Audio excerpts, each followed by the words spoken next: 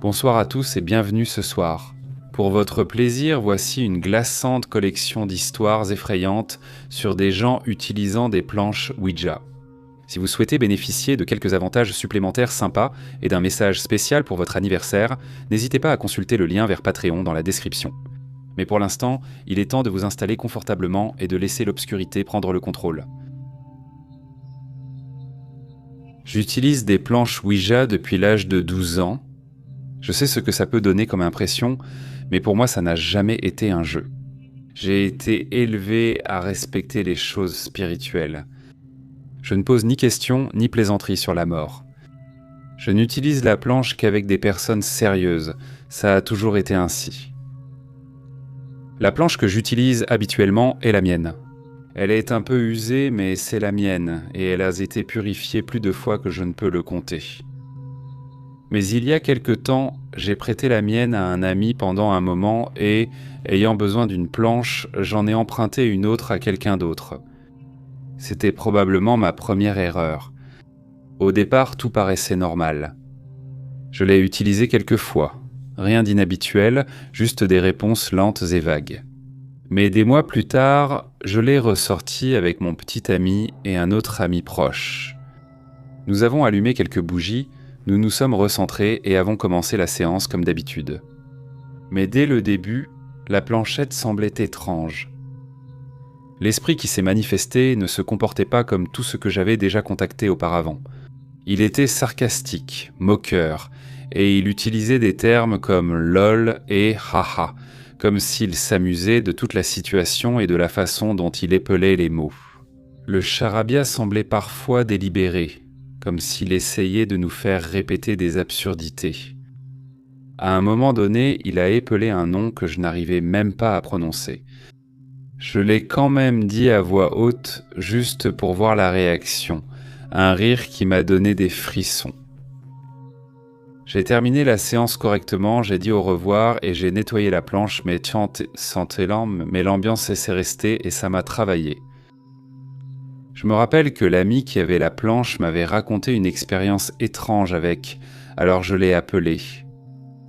Dès que j'ai décrit le ton moqueur et le nom incompréhensible, elle m'a interrompu et m'a dit qu'elle avait rencontré quelque chose de similaire, un nom différent mais avec la même attitude.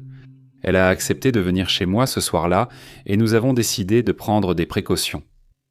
Nous avons peint des runes de protection sur nos visages, un petit rituel que nous avons tous les deux appris à prendre au sérieux. Et j'avais le pressentiment que cette chose, quoi qu'elle soit, voulait plus que de l'attention. Cette nuit-là, nous avons commencé une autre séance ensemble, juste pour voir si nous pouvions obtenir des réponses ou peut-être rompre officiellement la connexion. La planche s'est illuminée rapidement, l'entité est arrivée sans hésitation, et la première chose qu'elle a épelée, c'était « Laisse-moi sortir », puis « Joue ». Nous avons répondu poliment, nous lui avons dit que nous allions y réfléchir, et nous avons essayé de garder un ton neutre pour qu'il ne se mette pas en colère. Il savait que nous refuserions, c'est là que tout a dérapé. La goutte s'est brusquement agitée, elle a tourné en cercle rapide et chaotique sous nos doigts, bougeant avec une telle force que nos poignets se sont crispés. La planche est devenue froide, glaciale, comme si on posait les mains sur un bloc de glace. Le bout de mes doigts est devenu engourdi. Nous avons essayé de mettre fin à la séance, mais elle ne nous a pas laissé faire. Ce n'est qu'à la 3e tentative que nous avons finalement réussi à forcer un au revoir. Nous avons encore purifié le plateau, l'avons remis dans sa boîte, et c'était tout pendant un temps. L'air dans mon appartement est redevenu normal, rien d'étrange, pas de cauchemar, pas d'ombre murmurante dans le couloir, et je me suis laissé oublier tout ça. Mais 8 mois plus tard, une autre amie m'a demandé si elle pouvait emprunter le plateau pour une soirée. Je l'ai prévenue, je lui ai dit de bien le purifier et de le laisser au soleil. Je lui ai même dit qu'il pouvait y avoir quelque chose de coincé sur le plateau. Pas un esprit, pas vraiment un farceur, mais elle a ignoré ça ce soir-là avant même qu'il ne touche le plateau. Heureusement, ça n'a pas fendu le bois, seulement la surface peinte, une fissure juste dans le coin supérieur gauche. Elle m'a appelé après, elle a dit que 2 d'entre eux ont eu des vertiges et des nausées presque immédiatement, et qu'un a dû s'allonger. La planche ne leur a rien donné d'utile, juste des lettres aléatoires et des mots sans sens, et ils ont terminé la séance troublés. Depuis, Dissa est restée dans l'appartement de mon amie. Elle n'a pas osé le ramener, mais maintenant c'est elle qui vit des choses étranges. Ça a commencé par de petits pas dans le couloir alors que personne d'autre n'était à la maison, la télé qui changeait de chaîne toute seule, les lumières qui clignotaient. Au début, c'était juste 1 ou 2 fois, puis ça s'est mis à clignoter rapidement comme dans un film d'horreur. Le Wi-Fi se coupe au hasard, il y a des zones froides, des ombres. Mais le pire, c'est qu'elle a vu quelque chose, une silhouette debout dans l'embrasure de la porte de sa chambre avec une posture voûtée, qui la regardait simplement. Elle ne peut plus dormir avec la porte ouverte maintenant. Et puis il y a eu la boîte à musique, c'est ce vieux jouet abîmé qu'elle avait. Elle était brisée pendant 10 ans, et il était silencieux depuis des années. Mais maintenant, sans raison, elle joue. Pas constamment, même pas quand quelqu'un est près d'elle. Juste 3 fois jusqu'à présent, depuis l'intérieur d'une boîte de rangement au fond de son placard, mais toujours la nuit. La même nuit où elle m'en a parlé. J'ai envoyé une photo de son appartement à un autre ami, quelqu'un de sensible. Elle ne connaissait rien du contexte, mais elle m'a répondu en quelques minutes. Il y a une silhouette sombre qui se tient dans le couloir près de sa chambre. Elle l'a décrite précisément, posture voûtée, obscurité, sa façon d'observer. J'ai lu beaucoup d'histoires sur la façon de se débarrasser des planches Ouija. Il faut la brûler.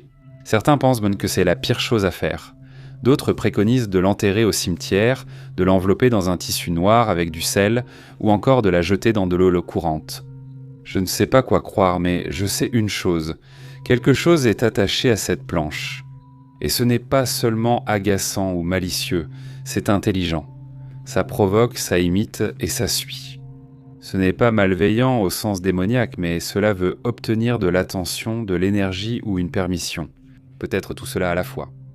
Je n'en veux plus dans ma vie, et mon ami non plus. Mais que devons-nous faire ? Comment sécuriser un tel objet ? Si quelqu'un a déjà vécu quelque chose de similaire, dites-moi ce qui a fonctionné pour vous. Nous vous écoutons. Il y a des années, moi-même, mon meilleur ami, un autre ami et 3 filles étions tous chez l'une des filles pour Halloween.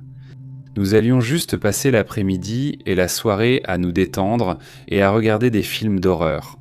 Mais dans l'après-midi, la fille chez qui nous étions a dit qu'elle possédait une planche Ouija et qu'on pouvait y jouer. Les 3 filles étaient vraiment enthousiastes à l'idée de le faire. Étrangement, ma meilleure amie était assez superstitieuse et très réticente. Moi et mon autre ami étions plutôt sceptiques et indifférents à l'idée de le faire, mais nous pensions que c'était inutile. Encore plus quand elle l'a sorti et que c'était un truc nul. Elle l'avait fabriqué elle-même avec des morceaux de vieux bois et un feutre, et elle avait pris un des verres à whisky de son père comme planchette. Le truc, c'est qu'on était des ados et qu'on craquait pour ces filles, alors on voulait faire quelque chose pour les impressionner. Mon ami superstitieux ne voulait toujours rien avoir à faire avec ça, mais nous autres, les 5 restants, avons commencé à jouer. Ce qui devait arriver arriva, et ça commence à épeler des trucs du genre « montre tes seins », presque comme si l'un des gars, mon ami, sans surprise, forçait le verre. Quand nous avions nos doigts dessus, moi et l'autre gars avons trouvé ça hilarant. Les filles, par contre, se sont énervées parce qu'on ne prenait pas ça au sérieux, alors on a accepté de le faire correctement. Mais après quelques mouvements aléatoires, ça commence à aller sur 6, à plusieurs reprises. Nous avons pris cela comme un signe que l'esprit voulait que le gars qui ne participait pas se joigne à nous. Note, tout le monde a dit à ce moment-là, et après qu'ils ne forceront pas, la partie rationnelle de moi suppose qu'ils le faisaient, mais je n'en suis pas sûr. Après beaucoup de persuasion, le 3e gars nous rejoint à nouveau. Il y a une période avec quelques lettres aléatoires ou des mouvements brusques, rien de cohérent. Puis il commence à répéter une séquence de 3 lettres et quelques chiffres encore et encore. Soudainement, le gars qui a rejoint en dernier fait un bond en arrière par instinct. Nous faisons tous la même chose, et le verre tombe et s'embue avec une croix gravée à l'intérieur. Les filles commencent à paniquer. J'ai expliqué. Évidemment, les vers se sont embués parce qu'on vient de passer un long moment avec 6 mains d'adolescentes moites sur un verre froid retourné. Ça s'appelle la condensation et c'est loin d'être surnaturel.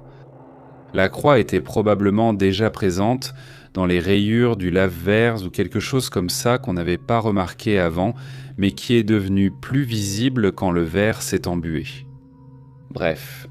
Guy III est maintenant très silencieux, il ne rejouera certainement pas, alors on met un film à la place. Peu de temps après, il rentre chez lui, clairement pas dans son état habituel.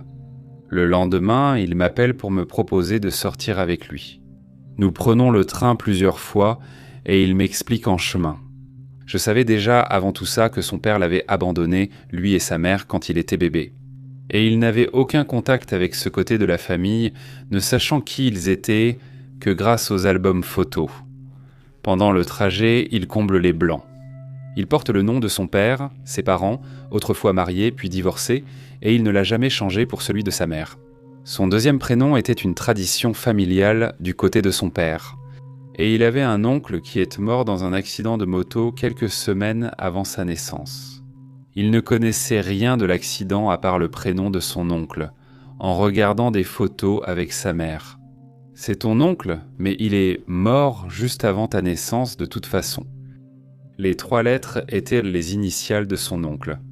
Il lui a fallu un certain temps, après qu'ils aient répété, pour comprendre, mais évidemment, à un moment donné, la séquence contenant 2 de ces 3 initiales lui a fait réaliser la 3e. L'une d'elles était le prénom de son oncle. Il a demandé à sa mère en rentrant à la maison, mais elle n'avait pas grand-chose à ajouter à ce qu'il savait déjà.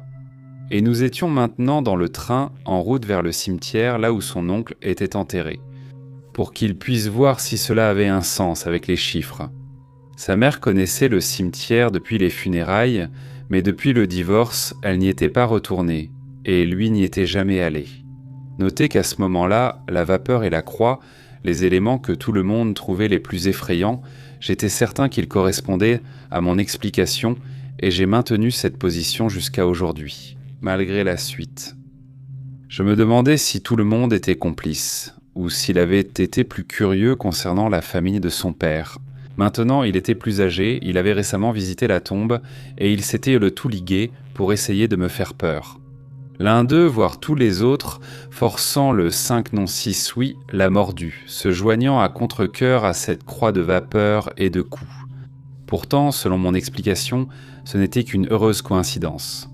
Et maintenant, nous étions en route vers une grande révélation prévue à l'avance au cimetière qui, apparemment, allait me faire peur comme jamais. Nous arrivons au cimetière, errons longtemps pour trouver la tombe, puis découvrons enfin celle-ci et la mystérieuse suite de chiffres. Les 3 lettres correspondaient au chapitre et au verset de 2 inscriptions bibliques gravées sur la pierre. Je dois admettre que si je n'avais pas déjà été au courant de leur petite combine, ça aurait été plutôt malin. Je me suis tourné vers mon ami pour lui taper dans la main et le complimenter sur ce qui aurait été une ruse très astucieuse si je ne l'avais pas découverte. Le voir simplement assis sur l'herbe, fixant la tombe, puis commencer à pleurer, littéralement assis là, les larmes coulant sur ses joues. Maintenant, ce gars-là sait mentir, il sait faire des blagues, et ma façon de rationaliser tout ce que quelqu'un prétend être surnaturel ferait de moi la cible idéale pour une blague effrayante à Halloween. Mais une chose qu'il ne sait pas faire, c'est jouer la comédie. Il était de toute évidence sincèrement triste. Je suis simplement allé m'asseoir à côté de lui, on est resté là pendant un long moment, puis on est simplement rentré chez nous en silence. C'était au milieu des années 90, il est toujours mon meilleur ami. Parfois, au fil des ans, je le pousse à refaire une séance de Ouija, car je suis maintenant curieux. C'est le seul avec qui j'ai jamais eu un semblant de résultat.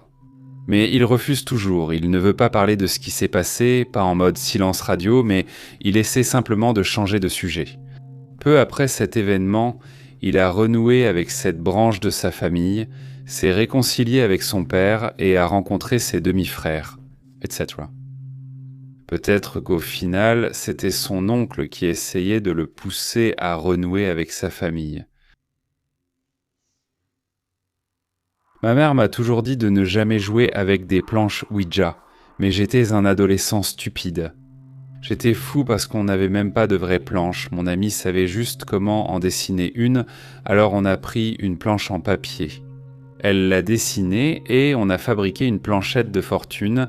Elle a expliqué comment tout fonctionnait. Alors nous nous sommes assis tous les trois autour et nous avons commencé à jouer. J'ai automatiquement supposé qu'une de mes copines la faisait bouger parce qu'elle se déplaçait assez facilement et répondait clairement à toutes nos questions. C'est toujours ce que je suppose quand j'entends parler de gens qui jouent. Ce n'est que lorsqu'elle a dit quelque chose qui nous a vraiment fait flipper qu'on a commencé à se fâcher les uns contre les autres. On posait les questions habituelles que des adolescentes poseraient, comme qui allait perdre sa virginité en premier. Elle nous a dit dans quel ordre, à quels âges et les noms des garçons.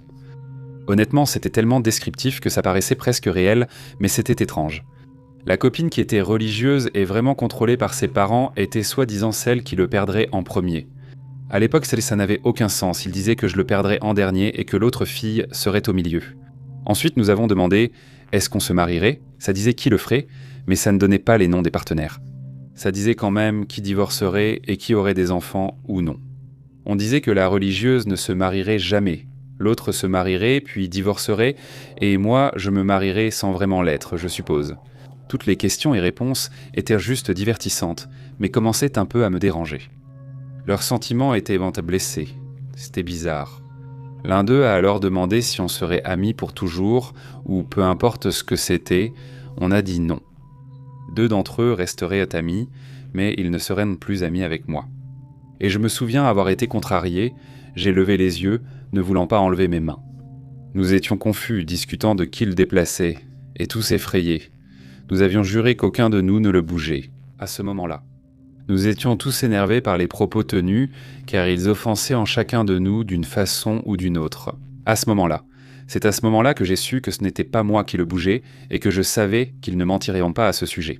Mais c'était trop étrange, tout devenait tellement détaillé et bizarre, c'en était presque insultant. On a fini par lui demander de dire quelque chose qui prouverait qu'il était réel, quelque chose que lui seul savait, et pas nous. Il a dit ceci, Bruce trompait sa femme, Kelly, et ils allaient en divorcer. C'est qui Bruce et Kelly ? Il n'arrêtait pas de se répéter, alors on a un peu ignoré et on est passé à autre chose. En tant qu'adolescent, on ne se souciait pas vraiment des gens qui divorçaient, non. Mais ce qu'il a dit ensuite nous a vraiment mis dans tous nos états, au milieu de toutes les questions qu'on se posait. Après avoir compris que ce n'était pas nous qui le faisions bouger, on a regardé à nouveau la planche sans rien dire, et elle a simplement commencé à bouger. Il a demandé « Vous voulez savoir quelque chose ?» On a répondu « Quoi ?» Il a poursuivi « Voulez-vous savoir quand vous mourrez ?» On a eu si peur qu'on a vite retiré nos mains, sachant qu'on n'aurait pas dû. À ce moment-là, on criait et on ne pensait plus clairement. Nous avons attiré l'attention de quelques amis ailleurs dans le sous-sol et ils sont venus demander ce qui se passait.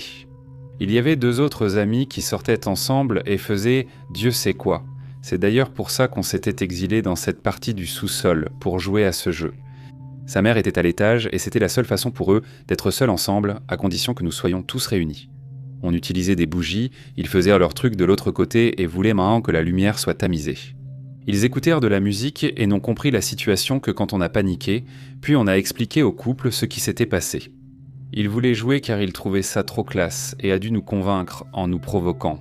Selon lui, tout était faux. C'est comme si notre ego dominait. On a repensé à notre peur, parce qu'on voulait prouver que c'était réel et qu'on connaissait des choses bizarres. Quand on a rejoué, son petit ami a joué, pas elle. Elle était terrifiée et un ton monté à l'étage immédiatement, a-t-il dit. Prouve que tu es réel et fais quelque chose. Ça aurait dû être le signe qu'on arrête, disait-il. Fais-la jouer et redescendre. Il nous faut plus d'énergie pour qu'il se passe quelque chose. Alors son petit ami a crié, elle a ouvert la porte et il l'a persuadée de descendre, et il l'a suppliée de jouer. Elle a cédé, mais elle a joué. Il nous a juste demandé de poser nos mains sur la flèche et d'attendre. Je me souviens que le temps passait et on se demandait combien de temps encore, au point que nos mains s'endormaient. On avait un peu oublié Slash, on discutait entre nous en se disant que on devrait peut-être juste arrêter. Mais son petit ami ne voulait pas, et ça faisait environ 10 minutes.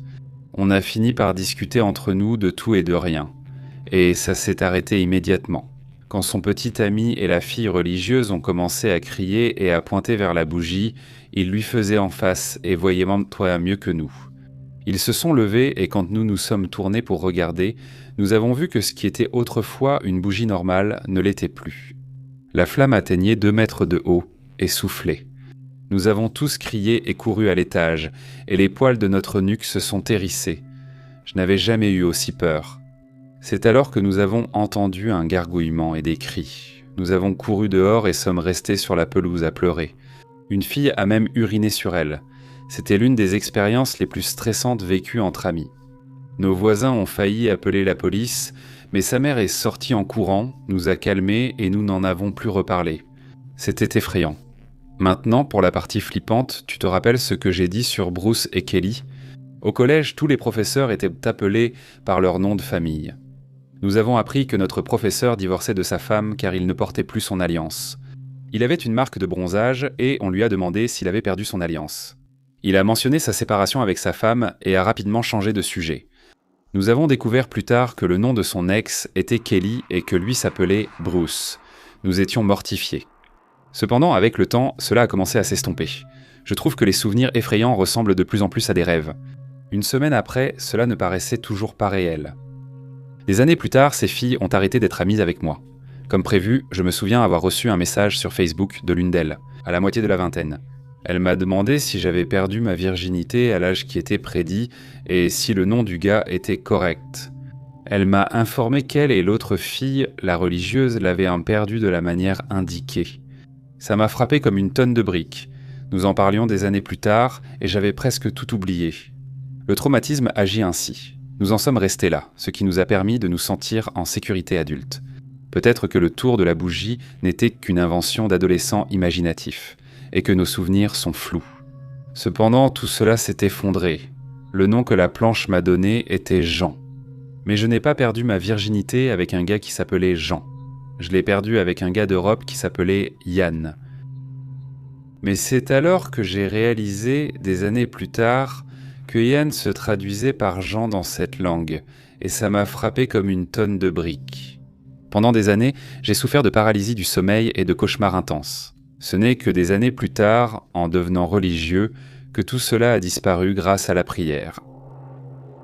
Étant religieux, je n'utiliserai jamais une planche spirit et pense que personne ne devrait le faire. Parfois, je me demande si ce n'est pas ça qui a déclenché tous mes cauchemars et la paralysie du sommeil avec laquelle j'ai lutté. J'avais 6 ans, mes parents venaient de divorcer, ma mère élevait seule 3 enfants et elle était retournée à l'école pour suivre des cours de justice pénale à l'Allegheny Community College. C'était à la fin de 87 et je me souviens que ma mère travaillait plus dur que quiconque que j'avais jamais vu. Elle étudiait tout en préparant le dîner, prenait des notes d'une main tout en essayant de plier le linge de l'autre. Je ne m'en rendais pas compte à l'époque, mais elle tenait à peine le coup. L'un de ses professeurs l'a remarqué. Il était gentil, charismatique et vivait au milieu de nulle part dans le comté d'Allegheny, caché dans les bois parce qu'il voulait disparaître. Ce n'est que plus tard, en grandissant, que j'ai compris ce que cette maison signifiait vraiment pour lui.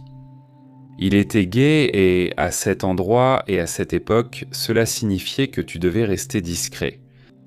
Mais pendant ces séances d'études du vendredi soir qu'il organisait, il pouvait respirer, juste des étudiants, de la musique, du café, des cartes et son propre petit havre de sécurité. Ma mère nous emmenait parfois, moi, ma sœur et notre frère adolescent. Nous nous asseyions dans le salon et écoutions les conversations étouffées venant de la salle à se manger, les éclats de rire occasionnels et le froissement des fiches cartonnées. Mais une nuit, quelque chose a changé. Nous étions là comme d'habitude, la séance d'études s'était transformée en soirée avec des verres et du poker, et tout le monde était détendu. C'est à ce moment-là que mon frère a dit qu'il voulait leur montrer quelque chose, un tour qu'il avait appris. Il a attrapé un paquet de fiches, un marqueur et un de ces vieux couvercles rouges de boissons sportives. Du plastique plat translucide. Il a fabriqué une planche Ouija maison, écrit l'alphabet, ajouté oui, non et posé le couvercle au centre de la table. Personne ne le prenait au sérieux, le professeur souriait. Les adultes avaient déjà bu quelques verres. C'était juste un jeu idiot d'adolescent. Ils ont posé quelques questions, on rit, puis quelque chose a répondu tout de suite. Ça a dit « C'était un démon, pas un fantôme, pas un enfant qui faisait semblant, pas d'énigme cryptique, juste le message suivant « Je suis un démon, je vais naître dans ce monde ». Il y a eu un silence, quelqu'un a ri nerveusement. « Qui va te mettre au monde ?» Le couvercle a bougé délibérément et a éplé Jenny. Personne dans la pièce ne s'appelait Jenny, mais 2 personnes connaissaient quelqu'un portant ce nom. L'une de ces Jenny était enceinte et devait accoucher bientôt.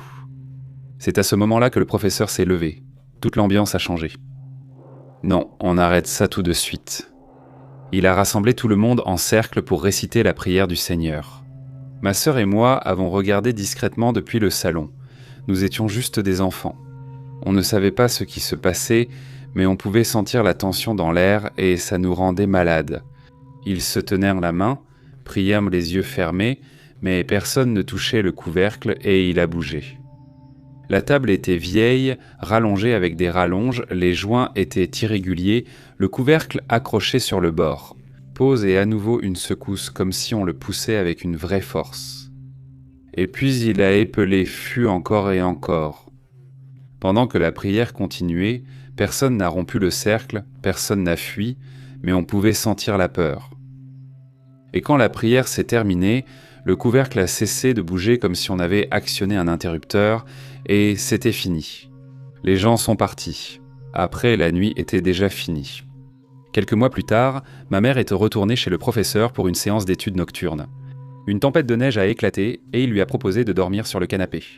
Tard dans la nuit, elle s'est réveillée et a vu son fauteuil à bascule bouger lentement en face d'elle, d'avant en arrière, de façon régulière. Elle a pensé qu'il était sorti de la chambre et l'a regardé pour une raison inconnue. Étrange mais pas impossible. Le lendemain, elle demanda avec détachement « Tu es sorti cette nuit ? Tu t'es assis dans le fauteuil ?» Il a cligné des yeux. « Non, je ne suis pas sorti. La salle de bain est dans ma chambre. Pourquoi ?» Et elle a dit « Les fauteuils ». Quelques semaines plus tard, il a dit au groupe s'être réveillé et avoir trouvé toutes les chaises de sa salle à manger renversées. Comme si quelque chose avait traversé la pièce la nuit, sans effraction ni animal, nous pensions que l'histoire était terminée. Mais ensuite Jenny est venue, la même Jenny enceinte dont le nom avait été épelé. Elle n'était pas là cette nuit-là et ne savait pas ce qui s'était passé, mais quelqu'un le lui a raconté et son visage a changé. Elle avait aussi utilisé une planche Ouija, seule. Elle pensait qu'elle parlait à un enfant, un petit garçon solitaire, pour lequel elle avait de la peine. Elle a même dit qu'elle se sentait protectrice. Un soir, l'esprit a demandé à Jenny s'il pouvait avoir un câlin. Elle a dit « Non, désolé mon petit, je ne peux pas te faire de câlin, tu n'es pas là. » 30 secondes plus tard, son fils en bas âge a couru dans sa chambre en larmes, demandant un câlin. Elle nous a raconté, tremblante, qu'elle voyait des choses, des éclairs à la limite de sa vision, et quelque chose près du plafond disparaissant dès qu'elle regardait. Et elle pensait devenir folle jusqu'à ce qu'elle découvre ce qui se passait chez le professeur cette même semaine. Le même message dans 2 maisons différentes, sur 2 tableaux de fortune différents, et ce qui semblait être la même présence. C'était la première fois que je faisais face à quelque chose d'inexplicable pour moi et pour tous. Je ne comprenais pas avant, mais adulte, je n'arrive toujours pas à m'en débarrasser. Un couvercle rouge, une table qui tremble, le nom d'une femme enceinte qui n'était même pas dans la pièce. Je ne sais toujours pas ce que c'était ni ce que ça signifiait, et je sais qu'on l'a laissé entrer. Pour un peu de contexte, ma mère et sa sœur ont grandi de l'autre côté du champ, en face de 2 garçons. Nous vivons dans une petite ville du Montana, donc elles ont grandi à jouer avec des poules et à nager dans la rivière. Ma mère a ensuite eu ma petite sœur, Nathalie, et moi. Faye et l'un des garçons a eu des jumeaux, Jack et Ben. Les grands-parents des jumeaux vivent toujours de l'autre côté du champ, en face de ma grand-mère. Donc nous avons grandi ensemble, passant des heures et des heures dehors dans les champs, ou au bord de la rivière quand ils venaient nous rendre visite chaque été. Moi j'ai toujours eu une âme un peu mystérieuse. En voyant une planche Ouija dans une boutique d'objets insolites, mon imagination s'est emballée. À l'époque, j'avais probablement environ 14 ans, ma sœur autour de 11 ans pour situer, et les jumelles avaient mon âge. Étant lycéens sans argent, nous avons choisi de fabriquer la planche Ouija au lieu de l'acheter. Nous sommes retournés chez leurs grands-parents, avons immédiatement pris du papier cartonné, des marqueurs et un peu de ruban adhésif. Avant que nos cerveaux d'adolescents idiots ne puissent réaliser la gravité de ce que nous faisions, la planche était déjà fabriquée. Nous avons justifié sa fabrication par ce sentiment. On dit qu'il ne faut pas le faire chez soi, mais techniquement aucun de nous ne vivait chez ses grands-parents, donc ça devrait aller, non ? Nous avons pris du sel à l'étage pour faire un cercle de sel, que nous avons soigneusement disposé sur une serviette, afin de ne pas en mettre sur la moquette du sous-sol. Aucun de nous n'est vraiment religieux, je dirais tout au plus spirituel. Alors nous avons cherché une prière de protection sur Google, et Jack l'a lue à voix haute. Et juste comme ça, nous avons tous les quatre posé un doigt sur notre planchette faite maison, et c'était parti. Honnêtement, je ne me souviens pas de grand-chose de la cave, sauf avoir parlé à quelques personnes.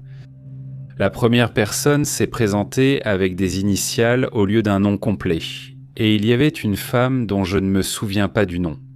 Ils étaient plutôt sympathiques, je suppose, mais tous les trois se lamentaient à propos d'une sorte d'énergie sombre présente sur les lieux.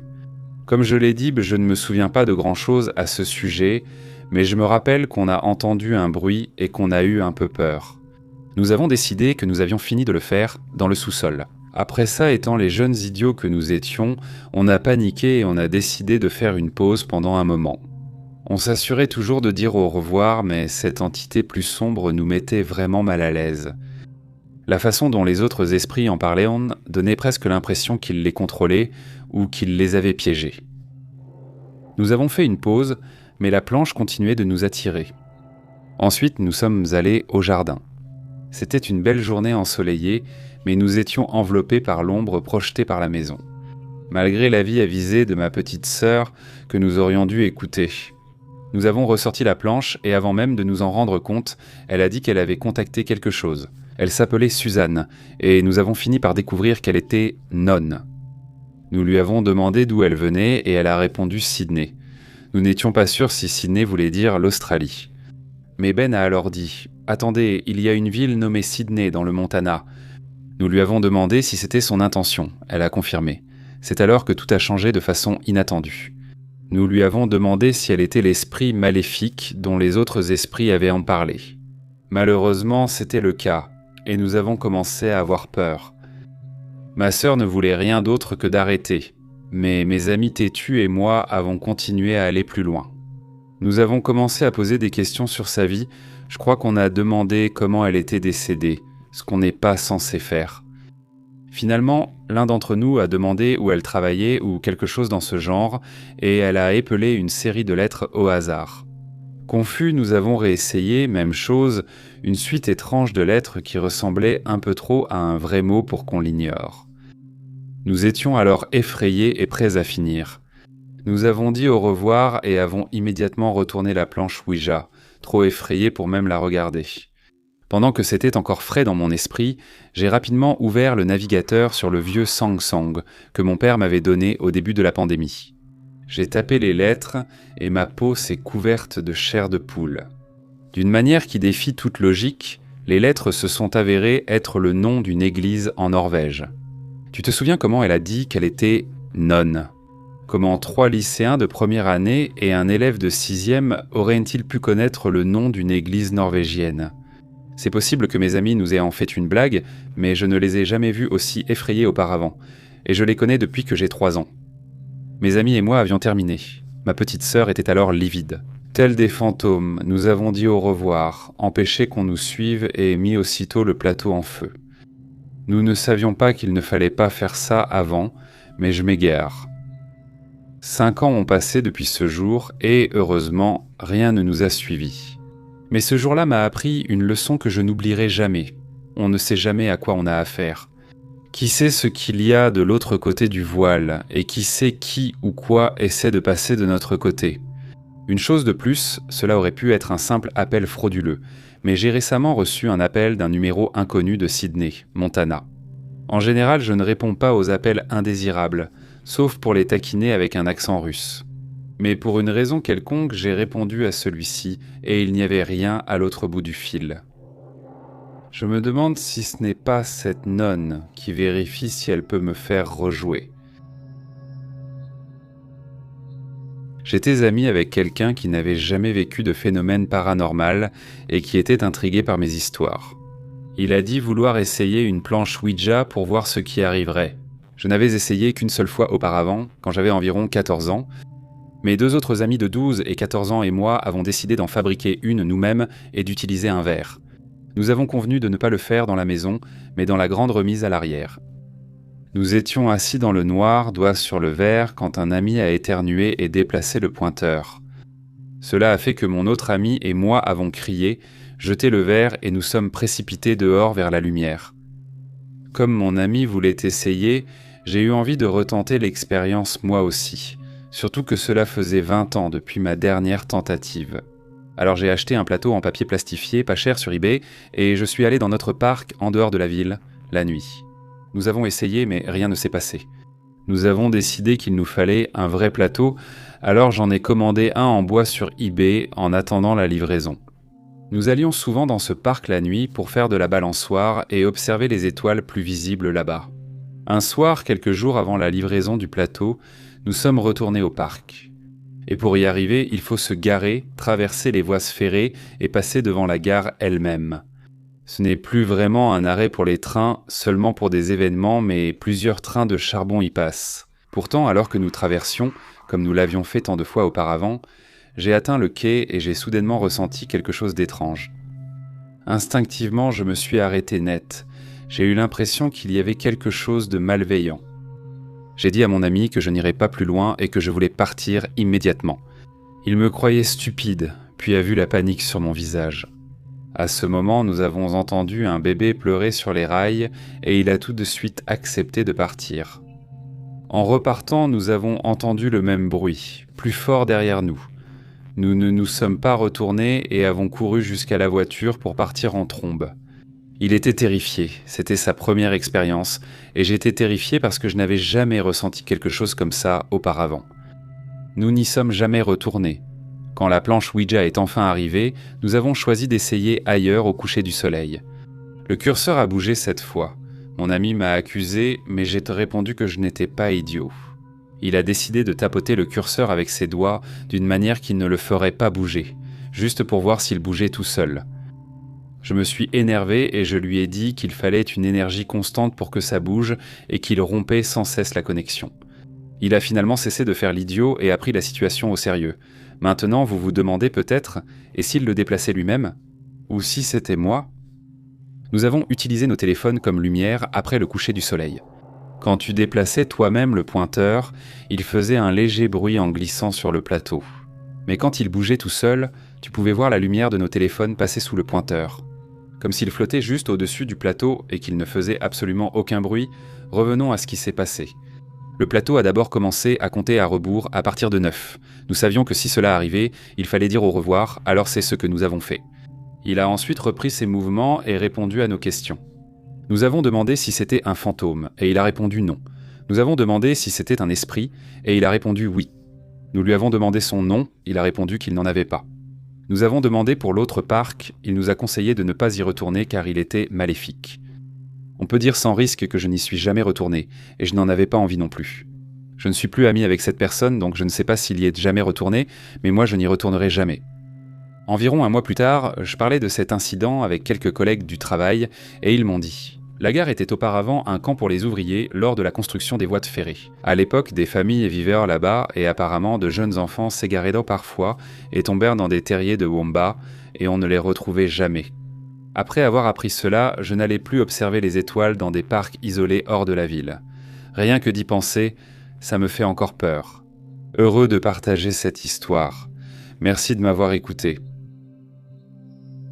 J'ai grandi dans une région rurale du nord de la Colombie-Britannique.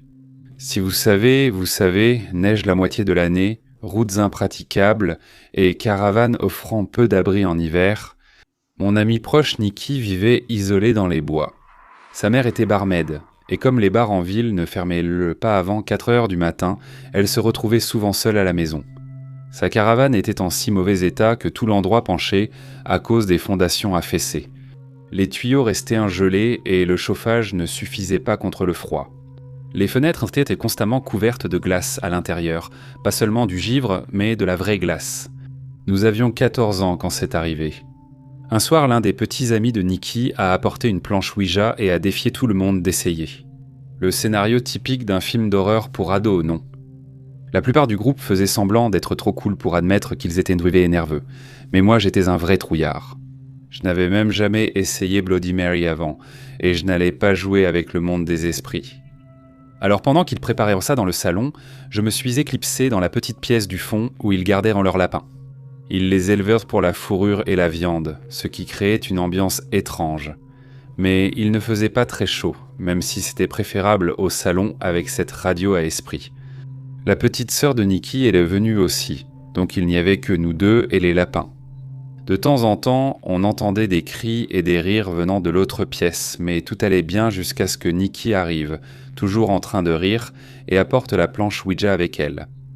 Elle a sorti un des plus petits lapins, juste une petite boule de poil, et l'a posé sur la planche. Elle riait hystériquement, comme si tout cela était une blague.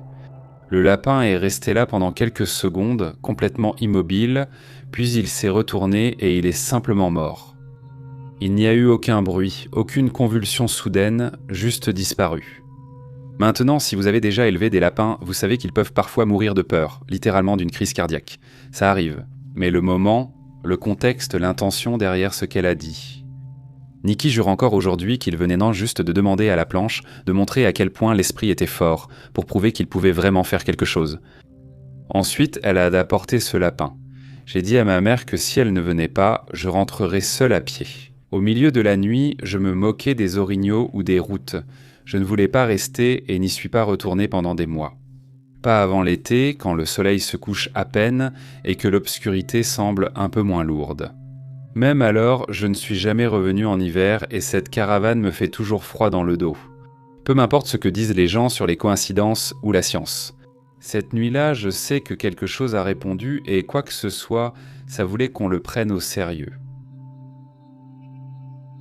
Cette histoire m'a été racontée par mon défunt père, et elle est restée avec moi depuis.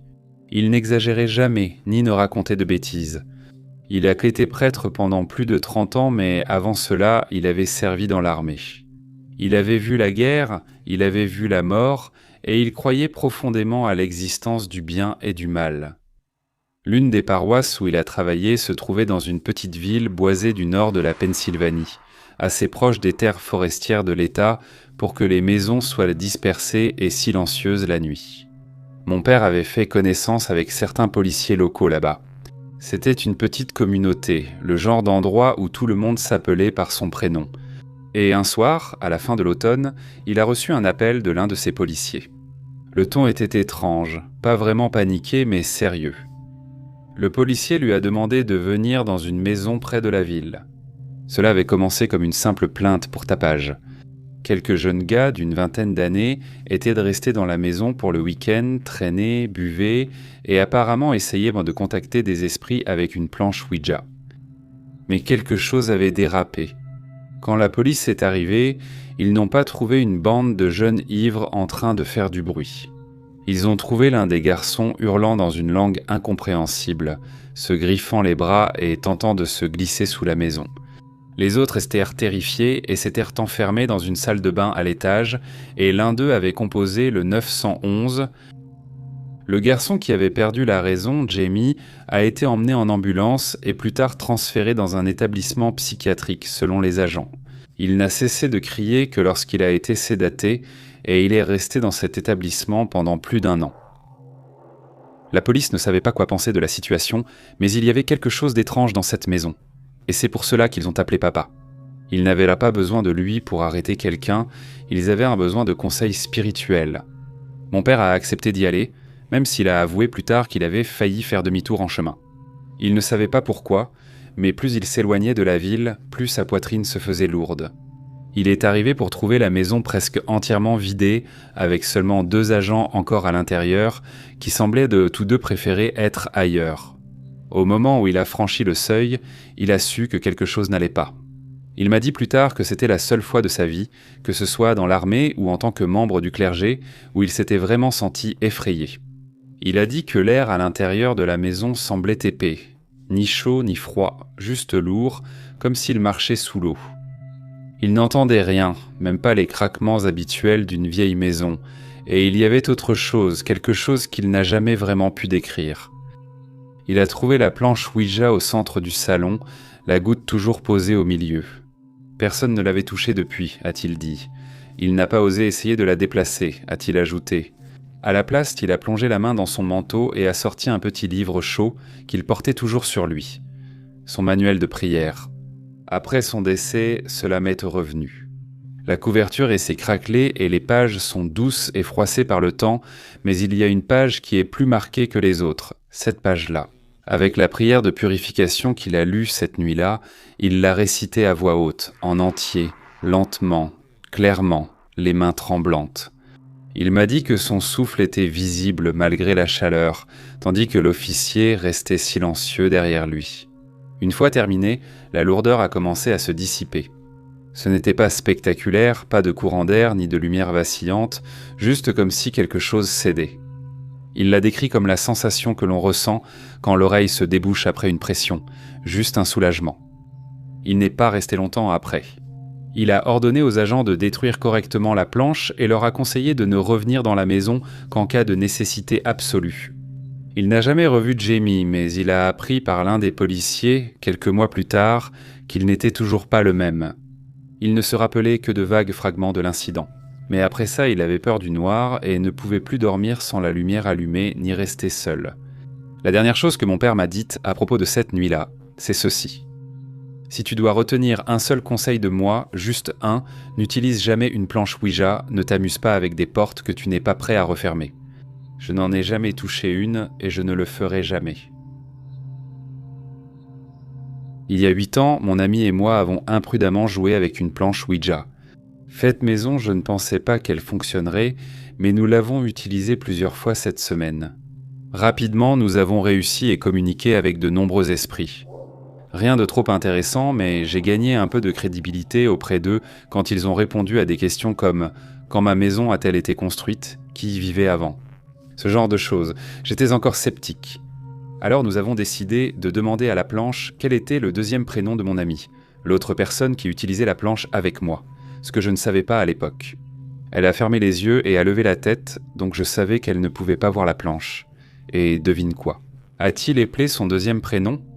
À ce moment, nous étions tous deux convaincus et ravis par ces expériences. Et c'est la partie qui me fait vraiment flipper. Nous sommes entrés en contact avec quelque chose et avons demandé à qui nous parlions. La réponse a été Zio puis Mama. J'ai essayé d'oublier cette expérience, donc je ne me souviens pas de tout ce qui s'est passé lors de cette rencontre. Mais je me souviens que ça jouait avec nous d'une certaine manière et nous étions vraiment facilement confus par ce qui se passait. Soudainement, la goutte commence à glisser rapidement sur le plateau, parcourant l'alphabet puis traçant agressivement des 8. C'était très intense et agressif. Après nos recherches, nous savions que ce n'était pas bon signe. Nous crions au revoir. Mais elle continuait simplement à faire des 8 jusqu'à ce que la goutte soit forcée de sortir du plateau et tombe.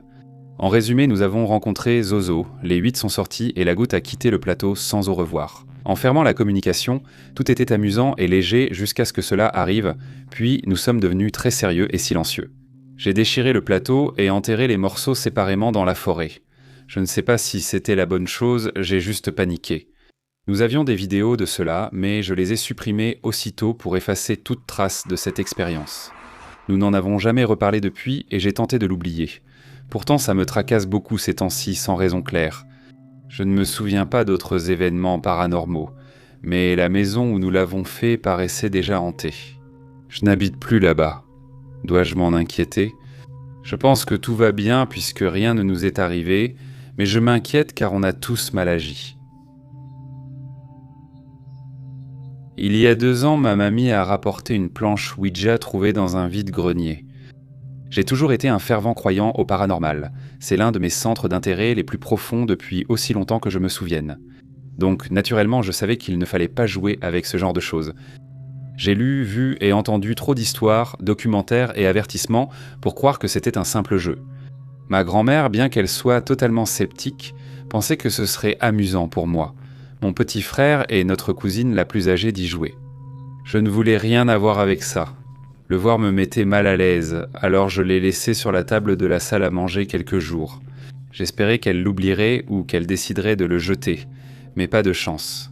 Elle a fini par me dire de le ranger, alors je l'ai glissé sous mon lit et j'ai essayé de l'oublier. Mon frère de 11 ans et mon cousin de 12 ans me suppliaient de l'utiliser, mais j'ai refusé. Encore et encore, j'ai essayé d'expliquer pourquoi. Ce n'était pas qu'un jeu, mais ils restaient en des garçons avant l'adolescence. Si vous leur interdisez quelque chose, ils le font. Puis un jour, je suis rentré du travail et quelque chose m'a semblé étrange. Vous savez quand vous sentez que quelqu'un a fouillé dans vos affaires. J'ai regardé sous le lit et la planche était bien là, mais j'avais un étrange pressentiment que quelque chose n'allait pas.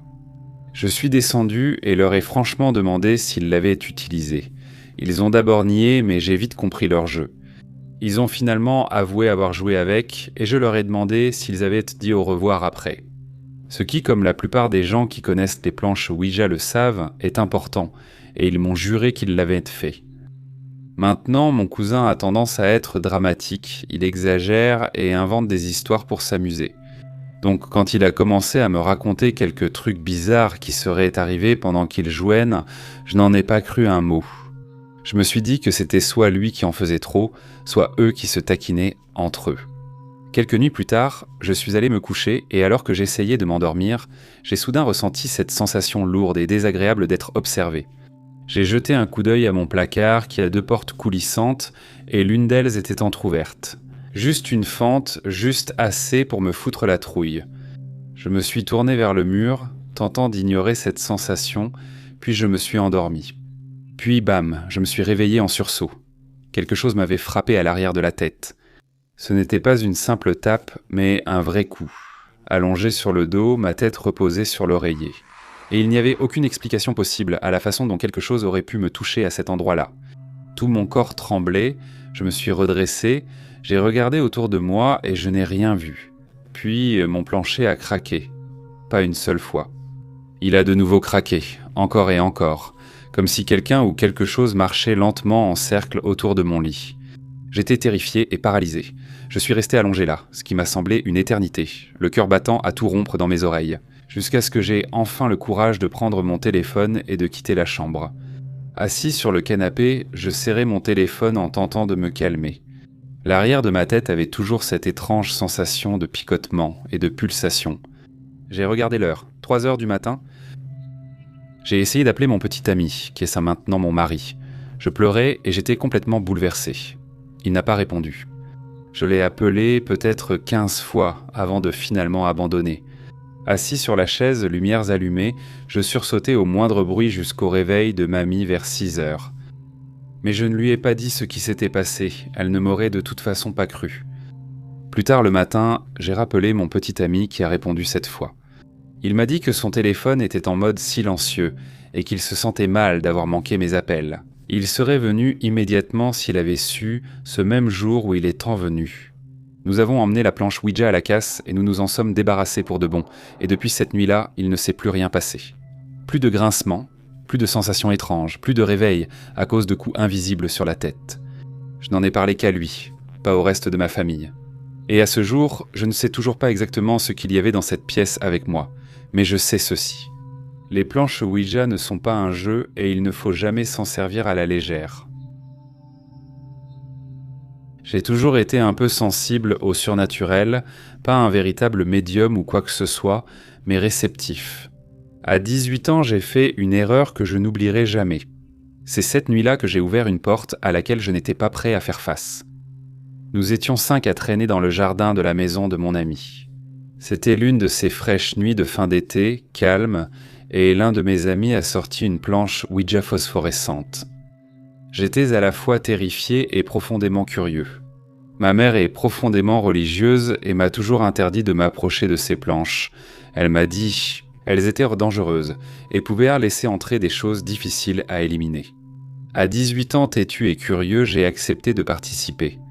Nous étions autour du plateau, riant et posant d'abord des questions idiotes, comme « Qui vais-je épouser ?» Comment s'appelle mon compagnon de cellule ? Mais rien ne se passait. Il n'y avait aucun mouvement ni aucune réponse. La planchette restait résolument immobile, mais quelques minutes plus tard, quelque chose a changé. Je ne sais pas vraiment comment l'expliquer, mais l'atmosphère a changé. Ma poitrine s'est serrée, mes mains ont violemment tremblé, comme si mon corps savait ce que mon esprit ignorait encore. Bien sûr, mes amis ont ri et se sont moqués de moi. « Oh mon Dieu, tu es tellement dramatique !» Mais je ne plaisantais pas, je ne pouvais même pas lever les yeux du tableau et c'est là que je l'ai entendu. Un souffle profond et saccadé juste dans mon oreille, pas seulement un bruit. J'ai eu l'impression que quelqu'un se penchait tout près, beaucoup trop près, expirant directement sur ma peau. J'étais assis près de mon amie Megan, pourtant elle était à au moins 30 cm et ne respirait sûrement pas ainsi. C'était dans ma tête. J'ai dit plusieurs fois à cette chose de partir, et elle a fini par partir. Le poids s'est envolé, mais je n'ai parlé à personne de ce qui s'était passé. Je ne pouvais pas. Je suis resté figé, feignant que tout allait bien alors que mon cœur voulait s'échapper de ma poitrine. Plus tard le soir, alors que nous rentrions, j'ai supplié Megan de dormir chez moi. Je savais que ce qui avait soufflé dans mon oreille n'était pas resté dans le jardin, mais j'avais l'impression que ça s'était probablement accroché à moi. Je lui ai discrètement demandé si elle avait entendu quelque chose d'étrange pendant la séance, et elle m'a regardé comme si j'étais fou. « De quoi tu parles ?» Non, elle pensait que j'inventais, mais ce n'était pas le cas. La hantise a commencé cette nuit-là. Pendant le mois suivant, la maison avait une atmosphère étrange. Je ne pouvais pas dormir sans que toutes les lumières de ma chambre soient allumées et la musique à fond dans mes écouteurs. Mais ça ne changeait rien. Chaque nuit, comme une horloge, j'entendais des pas faire les 100 pas devant la porte de ma chambre. Parfois, ils s'arrêtèrent juste devant, comme si la personne ou quoi que ce soit hésitait à entrer. Et puis, il y avait ce truc de 3 heures du matin. Chaque nuit, je me réveillais exactement à 3 heures du matin, comme si on m'avait arraché d'un rêve. Je n'en ai pas parlé à ma mère. Elle serait furieuse si elle découvrait que je lui avais désobéi et utilisé une planche Ouija. Mais un matin, après une nuit particulièrement blanche, elle m'a fait asseoir à la table de la cuisine et m'a dit « Ashley, qu'est-ce qui se passe dans cette maison ?» Je suis resté figé. « Rien, ai-je menti, il ne se passe rien. » Elle m'a fixé du regard. « Ne me mens pas. » Depuis un mois, j'entends des pas dans le couloir et la nuit dernière, quelque chose m'a griffé le pied pendant que je dormais. Puis j'ai craqué. J'ai pleuré et tout avoué sur la planche Ouija, le souffle, les cauchemars et les pas. Elle n'a pas crié, elle s'est juste levée, est allée à l'armoire et a sorti la sauge. Ensemble. Nous avons purifié la maison avec de la sauge pièce par pièce. Elle a récité des prières, aspergé les coins d'eau bénite, et je te jure que j'ai senti l'air changer à nouveau. Il semblait plus léger, comme si quoi que ce soit était enfin parti. Depuis cette nuit-là, les choses n'ont plus jamais été les mêmes. Pas de façon négative, juste différente. Les pas ont cessé, les réveils à 3 heures du matin aussi, et la maison a retrouvé sa sécurité. Depuis, je suis plus sensible et ressens les choses plus intensément. Parfois, je rêve encore de personnes que je n'ai jamais rencontrées et qui sont mortes il y a longtemps. Et voici ce que nous avons découvert. Peu de temps après, quelqu'un s'était suicidé dans la maison où nous avions utilisé la planche, un homme dans le sous-sol des années auparavant. Si vous vous demandez si les planches Ouija fonctionnent, je vous assure, elles fonctionnent. Et le pire, c'est qu'ils ne vous parlent pas toujours à travers la planche. Parfois, ils se contentent de vous chuchoter à l'oreille. J'espère que vous prendrez cette histoire comme un avertissement. C'est arrivé pendant une de mes dernières années de lycée. J'ai été ami tout au long de l'école avec une fille appelée Alice. Elle était le genre d'élève comme Hermione, super intelligente, très attentive en classe et avait la réponse à presque tout. Mais quand elle a eu environ 15 ans, quelque chose a changé en elle. Elle était toujours intelligente, mais soudainement elle a adopté une personnalité gothique. Elle a commencé à venir habillée tout en noir, à se teindre les cheveux, à se vernir les ongles, à porter des bracelets bandes gothiques, etc. C'était un changement surprenant qui, honnêtement, est arrivé soudainement. J'aimais ce genre de musique à l'époque, mais je n'ai jamais vraiment pris la peine de m'habiller comme ça. Elle, par contre, est allée jusqu'au bout. Rien n'a vraiment changé chez elle, du moins pas en ce qui concerne notre amitié. Mais un jour, quand je l'ai invitée chez moi, ce qui n'était pas inhabituel, elle a apporté une planche Ouija qu'elle avait trouvée dans une boutique caritative. Je n'en avais jamais vu auparavant, enfin, j'en avais entendu parler, qui ne l'a pas fait, et j'étais un peu réticent à l'utiliser. Mais elle a insisté sur le fait que ce n'était qu'un jouet, rien de plus, et elle m'a expliqué l'effet idéomoteur. Elle voulait que je l'utilise avec elle. Juste pour prouver que tout cela n'était que des absurdités, j'ai accepté à contre-cœur. Elle l'a sortie et l'a posée sur la table basse de mon salon. Pour contextualiser, il faut préciser quelques éléments importants ici. Ma mère est malheureusement décédée quand j'avais environ 5 ans, donc pendant très longtemps, il n'y avait que mon père et moi. Mon père a toujours eu du mal à trouver un emploi de qualité et à l'époque, il travaillait de nuit. Ce jour-là, il a dû remplacer quelqu'un et a travaillé exceptionnellement longtemps. Il devait être environ 5 heures de l'après-midi, il était déjà parti et je ne m'attendais pas à le voir, même si je le voyais avant le matin. Alors Alice sort la planche Ouija de la boîte, elle la pose sur la table et place la goutte dessus. Et elle explique que nous devons tous les deux poser 2 doigts sur la goutte et qu'elle va se déplacer pour donner des messages. Génial, je dis, et nous commençons. Je pose mes doigts sur la goutte, m'attendant à ce qu'elle soit déplacée et qu'on reçoive un message effrayant de l'au-delà. Je ne vais pas mentir, j'espérais à moitié recevoir un message de ma mère, mais pas de chance. Pendant un moment, il n'y a absolument aucun mouvement, on se regarde et on commence à rigoler. Il ne se passe rien. Au bout d'un moment, Alice abandonne et le laisse simplement sur la table. Je vais chercher des snacks et nous allumons la télé. Après quelques émissions télé ennuyeuses et peu de conversations, elle propose de réessayer. Et j'accepte. À ce stade, il n'y a vraiment rien de surnaturel. C'est littéralement juste un morceau de bois avec quelques lettres dessus. Alors cette fois, je pose mes doigts dessus sans rien attendre. Mais soudain, je ressens une secousse et ma main commence à bouger sous la planchette. Je regarde Alice et j'insiste en disant que c'est elle qui le fait, ce qui serait logique puisqu'elle était celle qui nous poussait à réessayer. Elle insiste que ce n'est pas elle cette fois. Alice ne sait pas bien mentir. Elle n'a jamais été douée pour jouer la comédie et me regarde avec une sorte d'horreur stupéfaite, comme si c'était moi qui le faisais et que je la blâmais ensuite. Nous nous regardons tous les deux, essayant de comprendre la situation, puis nous baissons les yeux avec curiosité pour voir ce qui est en train d'être écrit. Un seul mot s'affiche, ouvert. Il est éplé une fois, puis encore une fois.